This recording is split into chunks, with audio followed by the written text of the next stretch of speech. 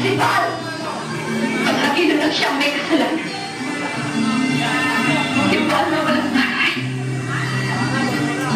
Si Val na ang tanging kasalanan na naging anak ng mami mo sa ibang kita. Sana hindi na lang ako naging ina mo. Sana hindi rin kita naging anak.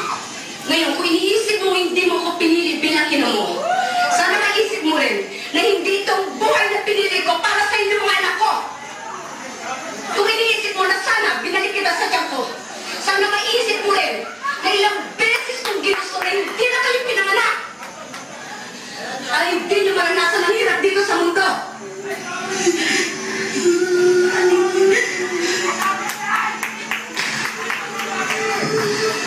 Pero nandito na ako. Nandiyan kayo. Kahit nandito na ako sa kalupalong ng mundo, dito dala-dala ko. Ang obligasyon ko sa inyo na bigyan kayo ng magandang buhay dahil magulang niyo ako. Alam mo ang taglilok hanggang paglaki mo malalong talaga.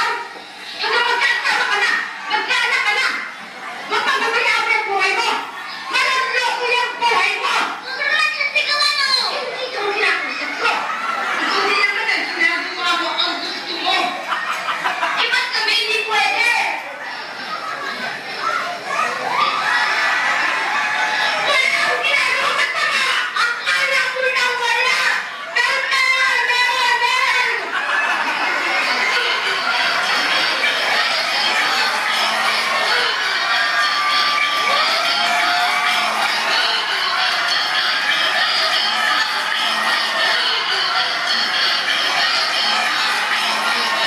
Sige! Ikaw lang ang tama sa lahat. 2 taon na mo kayo nagsama ni Mark. Ikaw lang ang alam ng lahat ng gusto niya. Naiingit ka? Naiingit ka na naman. Dahil sa akin siya nagpihan, hindi sa'yo. Ano nga bang alam mo kay Mark? Ano nga bang sinadya mong alamin kung sa gusto niya at hindi niya gusto? Anak ko siya. Kaya bawat hininga tutot niya, alam ko ibig sabihin. Ano siya? Hindi mo siya pag-aari! Hindi dahil ikaw ang naglabas sa kanya. Ikaw rin ang bumuo. Kung ano man ang naging siya, dahil yun sa kanya at sa ibang tao naging parte ng buhay niya. At isa ka lang doon, tita! Isa ka lang doon!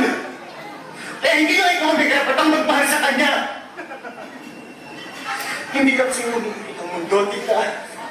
At tinitigil ko kahit naman wala ka pa. Huwag ka magmagaling! Dahil wala kang alam! Ay, ikaw! Anong alam mo? Alam bang mutik na magpakamatay si Mark na unang taon niya rito sa Amerika? Di ba hindi? Hindi mo alam yun! At si Cherry! Alam ba nag-asawa siya ng maaga para makaalis ka agad sa poder mo? Hindi totoo!